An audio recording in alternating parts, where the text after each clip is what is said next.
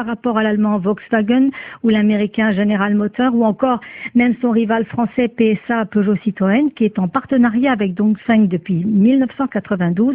Alors pourquoi ce retard? Parce que pénétrer le marché chinois n'est pas une mince affaire. Il faut pour cela qu'un constructeur étranger ait un partenaire local en Chine. Renault avait bien un partenaire, la China Shenzhou Space Group, avec qui il s'est allié dans les années 1990, mais en 8 ans, ils n'ont vendu que 4000 utilitaires et les volumes importés étaient insuffisants pour que Renault puisse décoller en Chine. Alors avec Dongfeng, le français retente sa chance, mais avec cette fois la voiture électrique dans sa besace, ce qui fait toute la différence. À suivre. Et donc, bonne chance à Renault. Merci à vous, Ariane Gaffuri, du service Éco, d'être venu répondre à Boniface qui nous écoute à Lomé, au Togo, 33 9 693 693 70. Marie-Pierre Olfan, du service Afrique, est en ligne avec nous. Bonjour Marie-Pierre.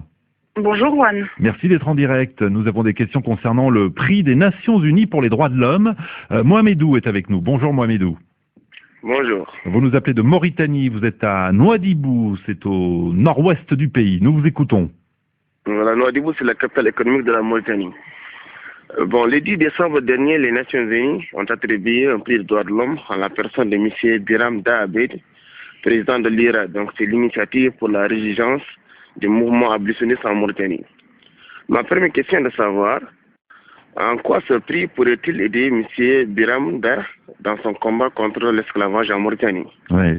Biram Ould Abeid, qui est connu effectivement pour son combat contre l'esclavage en Mauritanie, il fait partie des personnalités qui ont été distinguées cette année. Marie-Pierre Olfan, ce prix est décerné tous les 5 ans, il faut quand même le rappeler.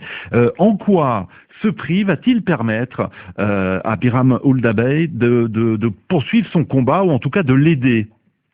Alors écoutez, difficile de dire comment ce prix va l'aider précisément, mais en tout cas l'IRA espère que ce prix va déjà l'aider à renforcer son image, notamment auprès de l'État mauritanien, pour commencer, un État qui a été méfiant, voire hostile à l'association à ses débuts. Les premières années de l'IRA ont été marquées par des relations vraiment houleuses avec le pouvoir, résolu à casser ces militants trop agités et volontairement provocateurs, il faut le dire, des militants qui, à plusieurs reprises, ont été arrêtés et ont purgé plusieurs mois de prison, pour certains. Aujourd'hui, les relations sont meilleures, on reconnaît même l'IRA, mais il y a encore une grande marge de progrès et ce prix pourrait donc donner peut-être un coup de pouce à l'organisation. Il va en tout cas, c'est sûr, médiatiser un peu plus le travail de l'IRA et son président qui vient d'effectuer une tournée à l'étranger, passant notamment par New York, où il a reçu ce prix et prononcé un discours. Contrairement, en revanche, au jour le jour, ce n'est pas sûr que le prix, concrètement, au jour le jour, ce n'est pas sûr que le prix change grand-chose aux activités de l'association qui n'avait pas besoin de ça pour être connue localement. L'association travaille aujourd'hui normalement ou presque, mais peut-être que ce prix pourra en tout cas pousser les autorités à reconnaître officiellement l'IRA, ce qui n'est toujours pas le cas.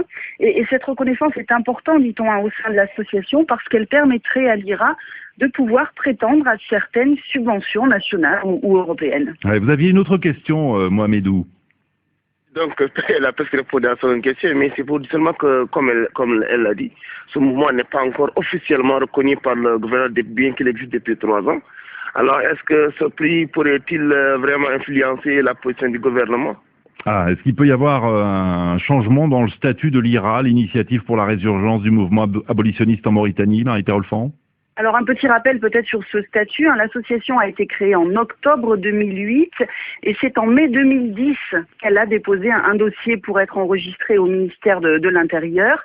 Ce dossier a été enregistré le 15 juin 2010 exactement, puis le 17 juin au niveau précisément de la direction des affaires politiques et des libertés publiques. C'est cette direction qui s'occupe des associations et de leur reconnaissance. Mais depuis, plus aucune nouvelle. Cela fait 2 ans et demi que le ministère n'a pas donné suite. Alors nous avons demandé pourquoi au directeur du département concerné. Seydou Sall explique qu'il a pris ses fonctions il y a seulement 3 ou 4 mois après le décès de son prédécesseur et qu'il n'est donc pas vraiment responsable.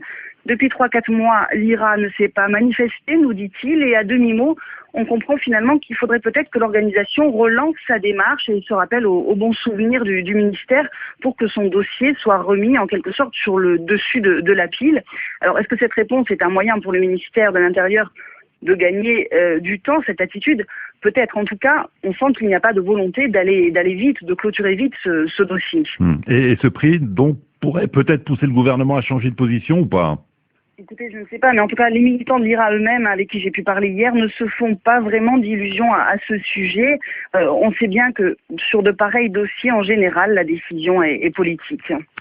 Merci Marie-Pierre Olfand d'avoir été avec nous. Mohamed Dou, bonne journée à Nouadhibou. Vous nous écoutez donc sur place à Mauritanie. Puis on rappelle que parmi les autres personnalités distinguées par les Nations Unies, il y a notamment Khadija Riadi, qui est l'ancienne présidente de l'Association marocaine des droits humains, mais aussi un Kosovar qui défend les droits des personnes de petite taille, une Finlandaise qui défend la cause des sourds, ou encore la jeune Pakistanaise Malala qui se bat pour la scolarisation des jeunes filles. N'oubliez pas, demain, notre émission spéciale, demain 25 décembre, nous allons ensemble dresser un bilan de l'année 2013. Vous nous direz quel événement a été, selon vous, le plus marquant de l'actualité dans le monde, quelle a été la personnalité qui a retenu votre attention en 2013 dans l'actualité internationale, française, africaine. Vous savez que toutes vos réactions nous intéressent et il ne suffit pas simplement de donner ou de citer un événement ou une personnalité. Encore faut-il donc argumenter. Donc vous nous direz pour quelles raisons ces personnalités, ces événements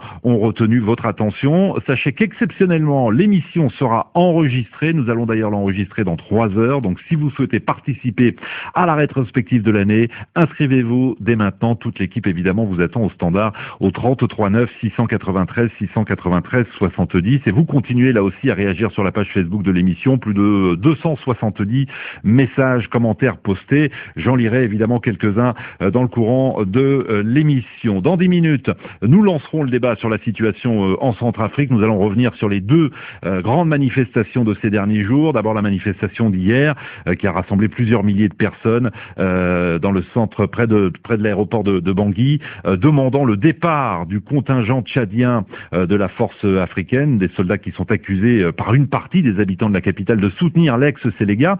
Et puis la veille, c'était au tour des partisans de l'ex-rébellion de marcher dans Bangui pour protester cette fois-ci contre l'opération Sangaris, contre les soldats français qui sont accusés de partialité, de ne désarmer que les ex-Séléka.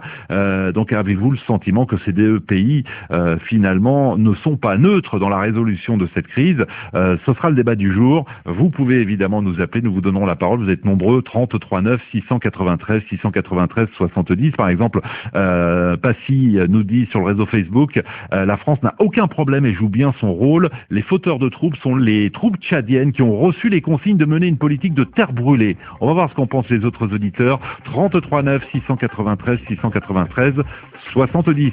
À tout de suite.